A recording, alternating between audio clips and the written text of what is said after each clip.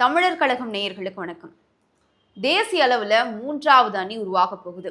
2029 நாடாளுமன்ற தேர்தல் வருவதற்கு இன்னும் 3 ஆண்டுகள் தான் இருக்கு. கடைசியாக 2024 நாடாளுமன்ற தேர்தல் முடிவடைந்தது. தொடர்ச்சியாக பாஜக வெற்றி பெற்று ஆளும் கட்சியாக இருக்காங்க.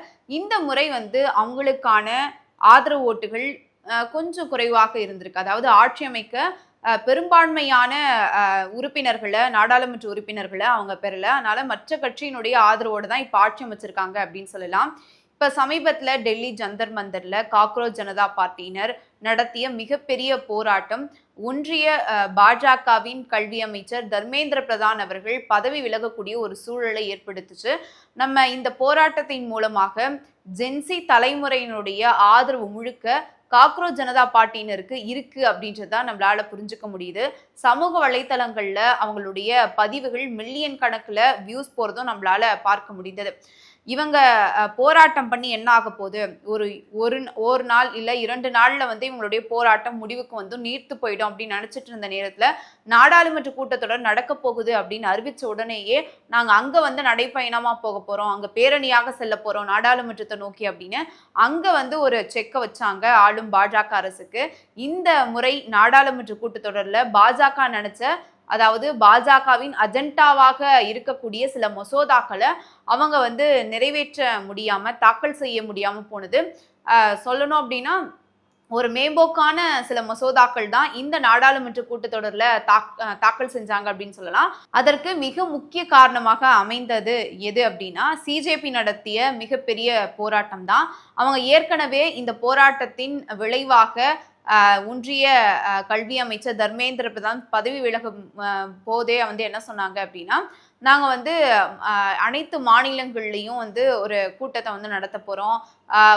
முதல்ல ஒவ்வொரு மாநிலத்தில் இருக்கக்கூடிய மாவட்டமாக நாங்கள் சுற்றுப்பயணம் மேற்கொள்ள போகிறோம். அங்கங்கே என்னென்ன பிரச்சனைகள் இருக்குது, மக்களை சந்திக்க போகிறோம், அவங்களிடம் உரையாட போகிறோம் அப்படின்னு அபிஜித் தீப்கே அறிவிச்சிருந்தாரு. அதன்படி இந்த மாதத்தின் தொடக்கத்திலிருந்தே சுற்றுப்பயணமாக எல்லா பள்ளிகளுக்கும் போகிறாங்க, மக்களை சந்திக்கிறாங்க. அதை நம்ம சமூக வலைத்தளங்கள் மூலமாக பார்க்கிறோம்.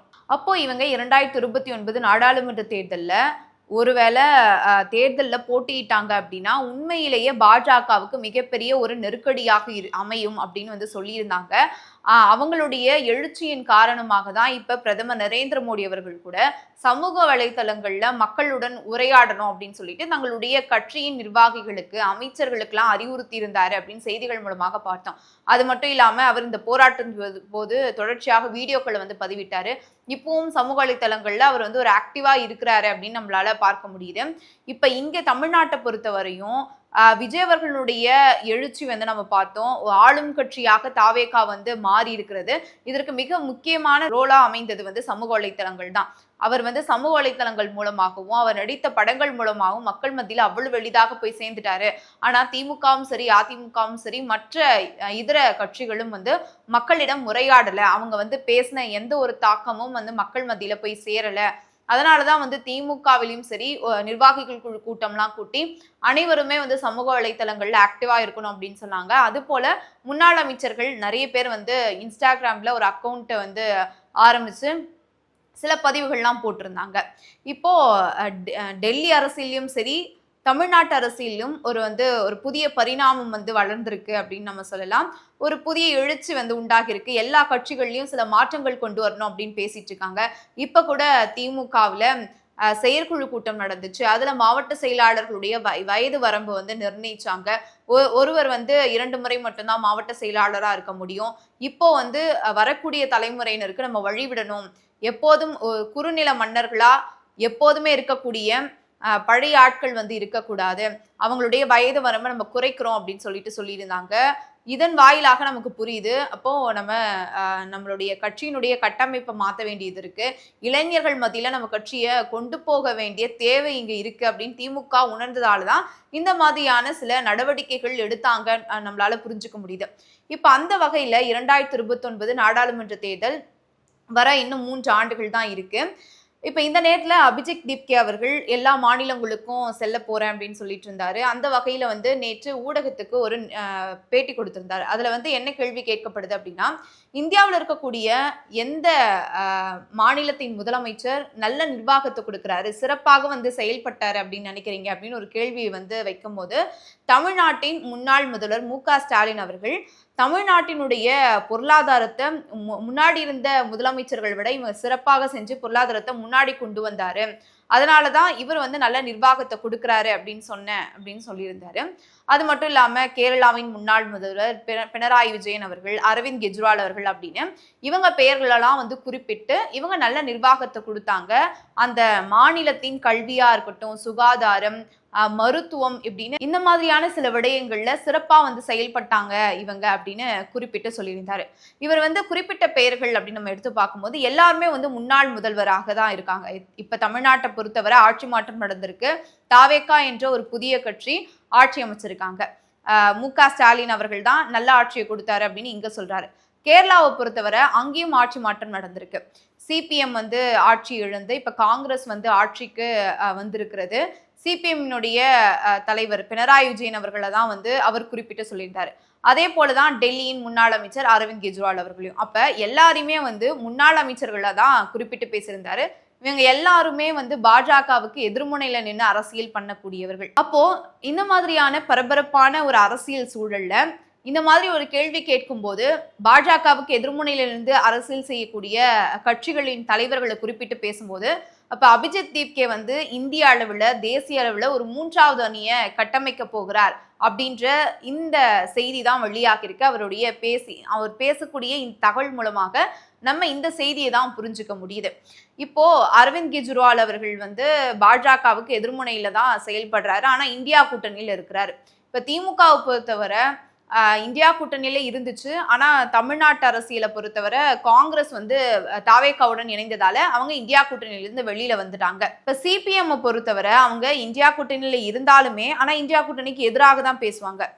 இப்ப இந்தியா கூட்டணியை நம்ம வந்து உற்று கவனிக்கும் போது அது ஒரு பலகீனமான ஒரு கூட்டணியாக தான் இருக்கு. தேசிய அளவுல பாஜகவை எதிர்க்கக்கூடிய ஒரு கூட்டணியா இந்தியா கூட்டணி இருந்தாலுமே அந்த அளவுக்கு பாஜகவை பீட் பண்ணி இல்ல அவங்கள விட வந்து மேல அந்த கூட்டணியால வரவே முடியாது. ஏன்னா பாஜகவினுடைய தேசிய அளவிலான கூட்டணி வந்து ஒரு ஸ்ட்ராங்கான கூட்டணி அப்படின்னு சொல்லலாம். அதற்கு வந்து டஃப் கொடுக்கிற மாதிரியான கூட்டணியாக இந்தியா கூட்டணி இல்லை.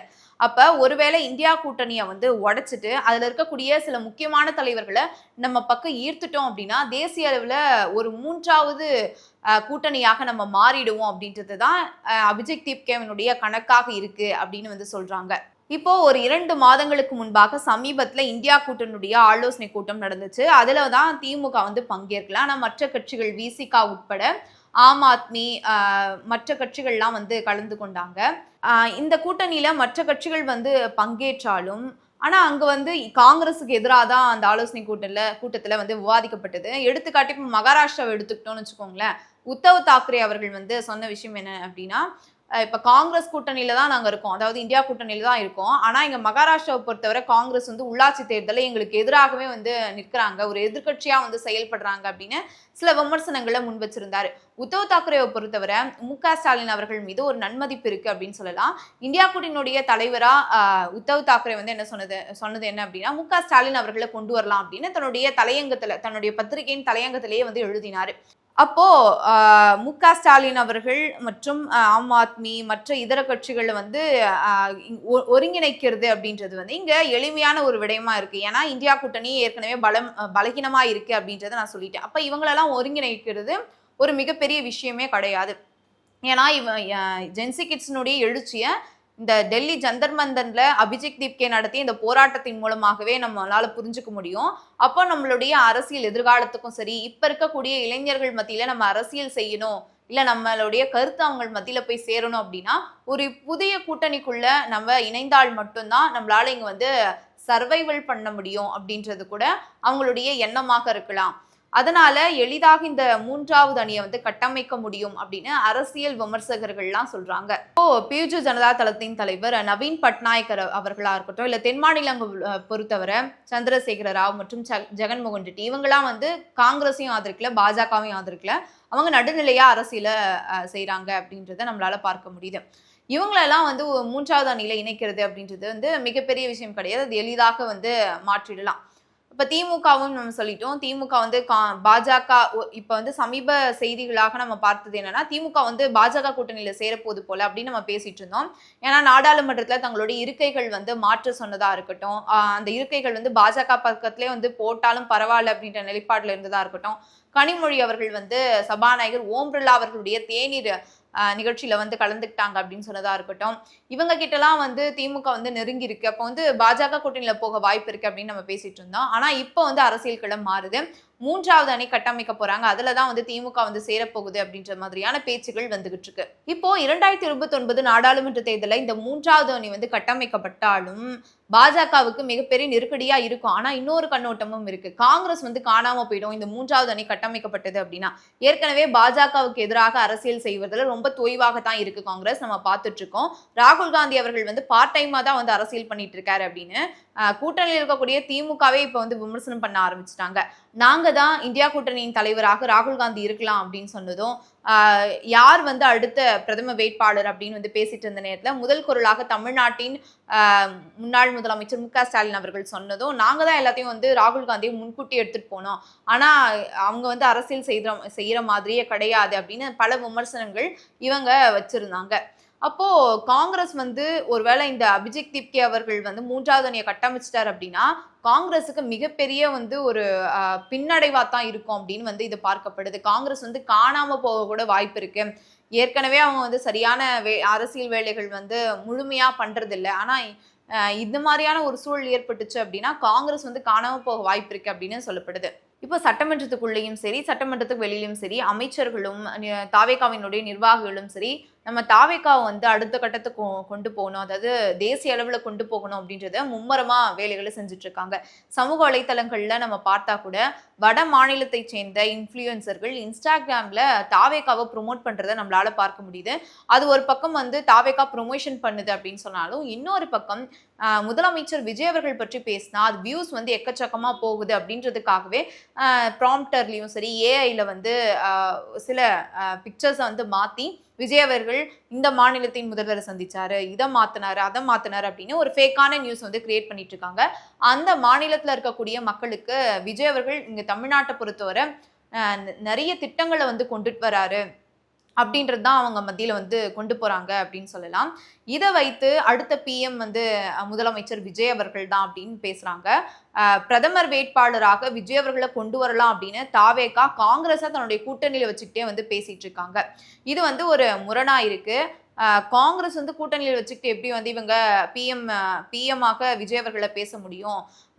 ஏற்கனவே வந்து பிரதம வேட்பாளராக ராகுல் காந்தி இருக்கும்போது எப்படி வந்து ராகுல் காந்திக்கு நிகராக விஜய் அவர்களை கொண்டு வராங்க அப்படின்றது ஒரு குழப்பமா இருக்கு அப்படின்னு காங்கிரஸார் பேசிட்டு இருக்காங்க. என்ன கணக்கு போட்டுட்டு இருக்காங்க தாவேகா அப்படின்றது எங்களுக்கு தெரியல அப்படின்றதும் அவங்களுக்குள்ள இருக்கக்கூடிய ஒரு குழப்பமா இருக்கு. இப்போ ஒருவேளை 2029 விஜய் அவர்கள் வந்து பிரதமர் வேட்பாளராக வந்து நிற்க வைக்கப்பட்டாலும் இந்த பக்கம் சிஜேபியினுடைய நிறுவனர் அபிஜித் திப்கே அவர்கள் நிற்பாரு. ஏன் அப்படின்னா விஜய் அவர்களுக்கு ஏன் எதிர்முனையில சிஜேபி நிறுவனர் நிற்கிறாரு, ஒருவேளை ஏன் தாவேகாவுடன் சிஜேபி வந்து கூட்டணி அமைக்காது அப்படின்னு ஒரு கண்ணோட்டம் உங்களுக்கு வந்தாலுமே இப்ப சமீபத்துல வட்டாட்சியர், அதாவது குஜிலியம்பாறை வட்டாட்சியர் வந்து சுற்றறிக்கை அனுப்புறாரு. சிபிஐ மற்றும் சிபிஎம் இடதுசாரிகள் போராட்டத்துல மாணவர்கள் வந்து பங்கேற்க கூடாது, யார் வந்து எஸ்எஃப்ஐல இருக்காங்க, சிபிஐல இருக்காங்க, சிபிஎம்ல இருக்காங்க அப்படின்றத கணக்கெடுங்க, அந்த பெயர்களுடைய விவரம் வந்து எனக்கு உடனடியாக அனுப்பணும் அப்படின்ற மாதிரி சில தகவல்கள் அந்த சுற்றறிக்கையில இருக்கு. இதற்கு எதிராக சிஜேபி நிறுவனர் அபிஜித் திப்கே அவர்கள் ஒரு 2 நாட்களுக்கு முன்பாக குரல் கொடுத்திருந்தாரு. அவர் என்ன சொல்லியிருந்தாரு அப்படின்னா, கரப்பான்பூச்சி ஜனதா கட்சிக்கு ஆதரவளிப்பவர்களை தடுக்க வேண்டும் என்று தமிழக அரசு உத்தரவிட்டுள்ளது. அப்படிப்பட்ட உத்தரவு பிறப்பிக்கப்பட்டதே தவறு. ஏனென்றால் ஒருவர் போராட்டம் நடத்துவதை ஏன் தடுக்க வேண்டும்? போராட்டம் நடத்துவது அவருடைய அடிப்படை உரிமை, ஜனநாயக உரிமை. இது போன்ற உத்தரவுகள் ஆட்சியாளர்கள் மக்களை கண்டு அஞ்சு நடுங்குகிறார்கள் என்பதைத்தான் காட்டுகின்றன. மக்கள் தங்களுடைய கருத்துக்களை வெளிப்படுத்துவதை கண்டு அவர்கள் பயப்படுகிறார்கள். இது போன்ற உத்தரவுகள் பிறப்பிக்கப்படக்கூடாது. அதாவது விஜய் அவர்கள் கரப்பாம்பூச்சி ஜனதா கட்சியினரை பார்த்து அஞ்சு நடுங்குகிறாங்க, இப்ப இருக்கக்கூடிய இளைஞர்களை பார்த்து பயப்படுறாங்க அப்படின்றது தான் இந்த பதிவின் மூலமாக நம்ம புரிஞ்சுக்கிறோம். அப்போ விஜய் அவர்களுடைய அரசியலுக்கு எதிராக தான் சிஜேபி நிறுவனர் களமாட புகிறார் அப்படின்றத நம்மளால புரிஞ்சுக்க முடியுது. எதிர்காலத்துல சிஜேபி விசஸ் விஜய், அதாவது Abhijit K versus Vijay, CJP versus TVK அப்படின்றது கூட வர வாய்ப்பு இருக்கு. இப்ப இருக்கக்கூடிய தலைமுறையினர் ஒரு அரசியல் மாற்றத்தை வந்து தமிழ்நாட்டில் வந்து கொண்டு வந்தாங்க. அதே மாதிரி டெல்லி அரசியலையும் கொண்டு வருவாங்களா அப்படின்றத நம்ம பொறுத்திருந்து தான் பார்க்கணும். 2029 நாடாளுமன்ற தேர்தல் இங்க தமிழ்நாட்டை பொறுத்தவரை 2026 தமிழ்நாடு சட்டமன்ற தேர்தல் எப்படி நமக்கு ஒரு வித்தியாசமாக என்ன நடக்க போகுது அப்படின்னு ஒரு திக் நிமிடமாக நமக்கு அமைந்ததோ, கணிக்க முடியாத அளவுக்கு எப்படி இருந்துச்சோ அதே போலதான் டெல்லி அரசியலும் அமையும் அப்படின்றத நம்ம நம்புவோம். ஏன்னா இங்க இருக்கக்கூடிய பத்திரிகையாளராக இருக்கட்டும், ஊடகவியலாளர்கள், அரசியல் விமர்சகர்கள் அப்படின்னு யாருமே விஜய் அவர்கள் வந்து ஆட்சி அமைப்பார் அப்படின்றத வந்து கணிக்கவே முடியல. அந்த அளவுக்கு தான் இங்க களம் இருந்துச்சு. அதே போலதான் டெல்லி அரசியலும் மாறும் அப்படின்னு நம்ம நினைக்கிறோம். பார்க்கலாம், பொறுத்திருந்து அடுத்த நிகழ்ச்சியில் சந்திக்கிறேன். நன்றி, வணக்கம்.